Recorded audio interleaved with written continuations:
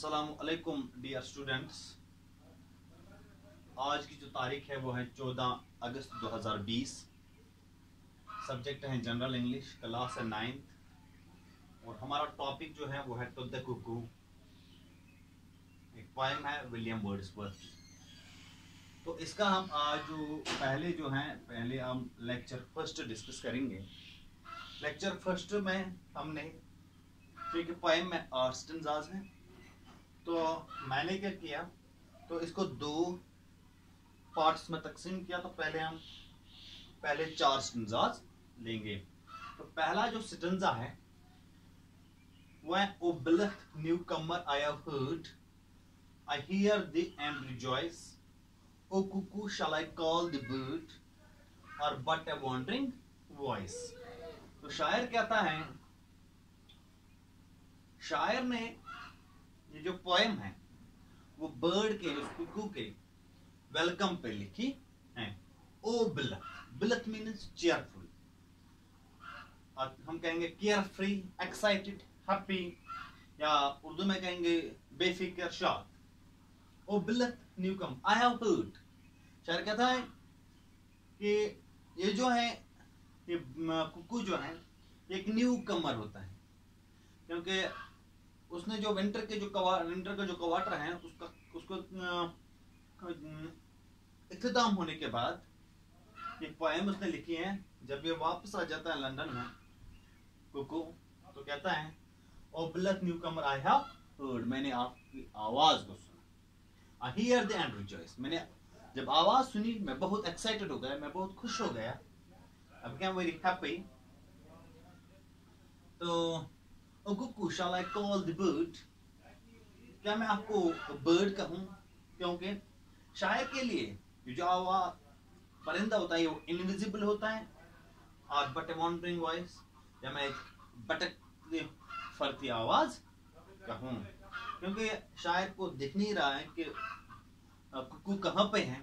उसको सिर्फ आवाज सुनाई दे रही है, जो आवाज यहाँ से मुंह वहां हो जाती है और वहां से यहाँ मुंह हो जाती है।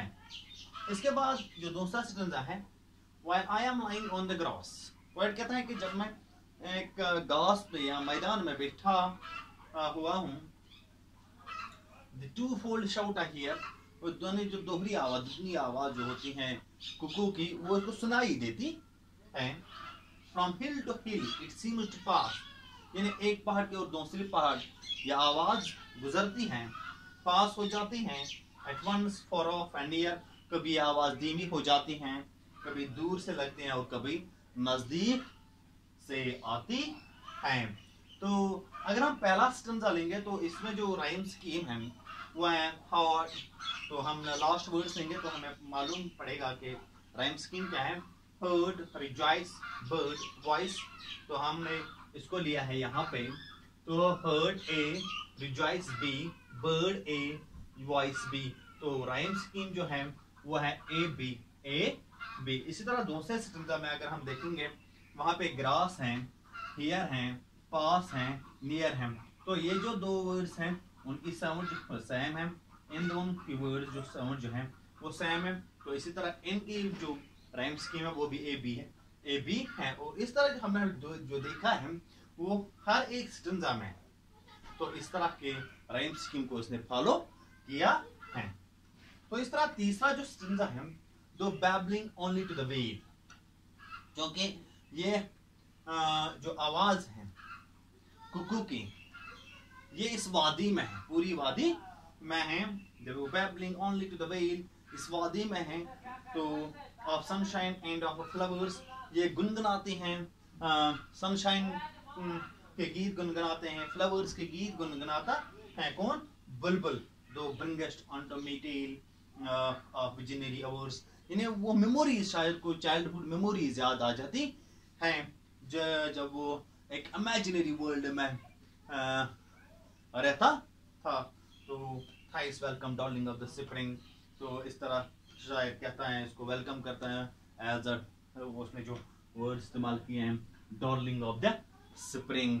तो इवन येट दो एंड टू मी, अभी भी शायर के लिए नो बर्ड, ये कोई बर्ड नहीं है बल्कि सिर्फ एक आवाज है, क्योंकि उसको बर्ड दिखाई नहीं दे रहा है।